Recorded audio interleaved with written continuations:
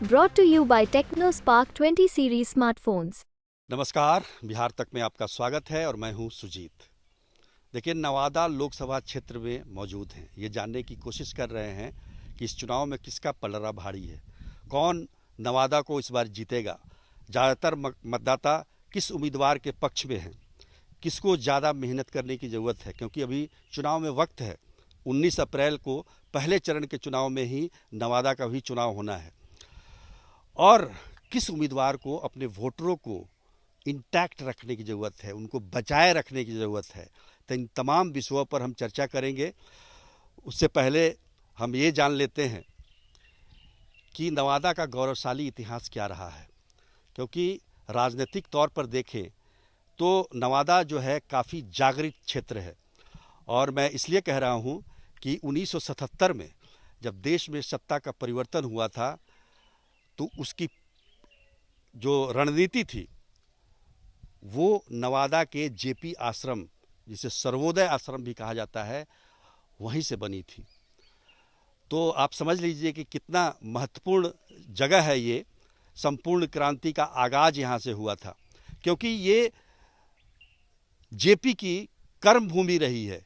1952 से लेकर 1971 तक लगातार वो इस क्षेत्र में सक्रिय रहे हैं और तमाम विषयों पर, चाहे वो कृषि की बात हो या किसानों की बात हो, छात्रों की बात हो, शिक्षा की बात हो, इन तमाम विषयों को, इन तमाम चीज़ों को आगे कैसे बढ़ाया जाए, विकास कैसे लाया जाए, इसके लिए जेपी ने यहाँ पर काम किया 1971 तक। लेकिन जब बाद में इमरजेंसी के दौरान और उससे पहले भी कांग्रेस के खिलाफ जब उन्होंने आवाज़ उठानी शुरू की तो कहीं ना कहीं जेपी को कांग्रेस के खिलाफ उठ खड़े रहने के लिए यहीं से प्रेरणा भी मिलती है। तो निश्चित तौर पर ये राजनीतिक दृष्टिकोण से काफ़ी महत्वपूर्ण जगह है, हम ये कह सकते हैं। और यही नहीं, स्वामी सहजानंद सरस्वती की भी कर्मभूमि रही है ये। बिहार के पहले मुख्यमंत्री श्री कृष्ण सिंह की जन्मस्थली रही है ये। तो आप समझ लीजिए कि नवादा कितना महत्वपूर्ण क्षेत्र है। हालांकि 1952 से लेकर 2009 से पहले के चुनाव तक ये सुरक्षित क्षेत्र हुआ करता था, लेकिन 2009 से ये सामान्य कैटेगरी में ये लोकसभा क्षेत्र आ गया। अब आते हैं लोकसभा के वर्तमान, जो नवादा लोकसभा की वर्तमान स्थिति है उस पर। कुल 8 उम्मीदवार हैं चुनाव मैदान में, जिसकी चार की मैं चर्चा करूंगा। जीतेगा कोई एक ही, लेकिन मैं 4 की चर्चा करूंगा। उसमें बीजेपी के हैं विवेक ठाकुर, जो कि प्रख्यात डॉक्टर, चिकित्सक डॉक्टर सीपी ठाकुर के बेटे हैं।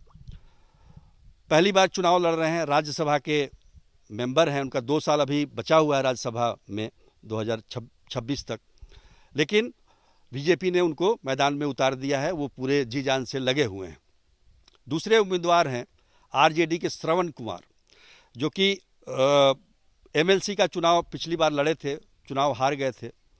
उससे पहले एक मुखिया का भी चुनाव वो हारे हैं। तीसरे उम्मीदवार हैं विनोद यादव। विनोद यादव का जिक्र इसलिए करना जरूरी है क्योंकि ये क्षेत्र जो है, राजबल्लभ यादव, आपने नाम सुना होगा, पूर्व मंत्री भी रहे हैं बिहार के। उनके कारनामों की वजह से ज़्यादा जाता रहा है और एक तरह से राजनीतिक दबदबा भी उनके परिवार का रहा है। तो विनोद यादव उसी परिवार से आते हैं। विभा कुमारी, उनकी पत्नी, पिछले बार लोकसभा चुनाव में आरजेडी की उम्मीदवार थी, लेकिन इस बार आरजेडी ने यादव पर भरोसा नहीं किया है, कुशवाहा पर भरोसा किया है, श्रवण कुशवाहा को उतारा है। तो उसके विरोध में विनोद यादव चुनाव मैदान में है। चौथे उम्मीदवार हैं गुंजन सिंह, जो गायक हैं। हम कह सकते हैं कि लोक गायक हैं, मगही गाना भी गाते हैं वो भी भूमिहार हैं। तो उन्होंने भी अपना दांव खेला है। तो ये 4 उम्मीदवारों की चर्चा मैं कर रहा हूँ, इसलिए कर रहा हूँ क्योंकि नवादा का जो क्षेत्र है ये भूमिहार बहुल, यादव बहुल क्षेत्र है। उसके अलावा अति पिछड़ा ये तो और अन्य जातियां तो हैं ही, लेकिन इन दो जातियों का काफ़ी महत्वपूर्ण योगदान रहता है यहाँ की राजनीति में। कुशवाहा भी कम नहीं है। अब कुशवाहा पर जो दाव खेला है लालू प्रसाद यादव ने, निश्चित तौर पर उनको पता है कि यादव और मुसलमान का वोट तो उन्हें मिलेगा ही, कुशवाहा और मिल जाए, ऐड हो जाए तो वो चुनौती पेश कर सकता है। लेकिन इसमें गड़बड़ क्या हो गई कि विनोद यादव खड़े हो गए, यादव का वोट काट सकते हैं वो।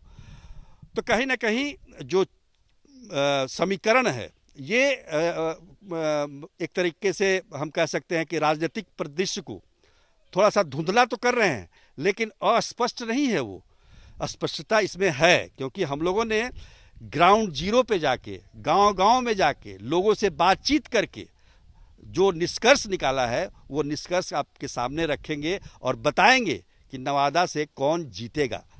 देखिए, चुनाव जब आता है नवादा में तो एक मांग उठती है कि भाई हम इस बार बाहरी उम्मीदवार को नहीं स्वीकार करेंगे। ये हर बार मांग उठाई जाती है, पर हर बार बाहर से जो उम्मीदवार आता है वही जीतता है। आप 2009 से देख लीजिए, 2009 में भोला सिंह बेगूसराय से आए और चुनाव जीत गए बीजेपी के टिकट पर। उसी प्रकार से गिरिराज सिंह, वो भी लखीसराय से के ज़िले के हैं और यहाँ आकर चुनाव जीत गए।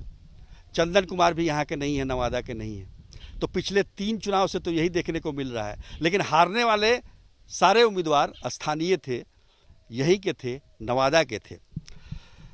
इस बार भी थोड़ा माहौल शुरू में बना बाहरी उम्मीदवार को लेकर, लेकिन बाहरी उम्मीदवार का कोई फैक्टर अब नज़र नहीं आता है।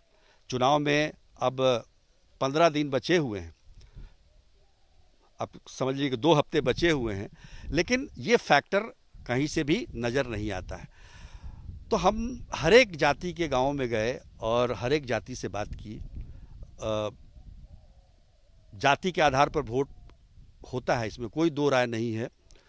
हर जगह ये चीज़ें निकल कर सामने आती हैं, लेकिन नवादा में थोड़ी स्थिति भिन्न हमको दिखी। यहाँ पर मोदी, नरेंद्र मोदी को लेकर उनकी जो अनाज योजना है उसको लेकर जो गरीब हैं, जो अच्छा, ये सबसे बड़ी बात कि जिनको नहीं भी मिल रहा है, जिनका राशन कार्ड भी नहीं है, वो भी मोदी भक्त हैं। तो मुझे लगता है कि नवादा से एक बार फिर बीजेपी को दोबारा आने में कोई दिक्कत नहीं होने वाली है। और मैंने शुरू में ही कहा कि मैं बता रहा हूं अभी की स्थिति ये है, आज की स्थिति। अभी 2 हफ्ते हैं चुनाव के, तो किसको ज़्यादा मेहनत करनी पड़ेगी इस विषय पर भी मैं बता रहा हूं कि आपको आरजेडी, जो कि उनकी चीर प्रतिद्वंदी है बीजेपी की, उनके उम्मीदवार को थोड़ी ज़्यादा मेहनत करनी पड़ेगी। अब कल जो है देश के प्रधानमंत्री नरेंद्र मोदी खुद यहाँ पर आ रहे हैं और उनका तो भाषण होगा ही, निश्चित तौर पर उसका प्रभाव और पड़ेगा यहाँ की जनता पर।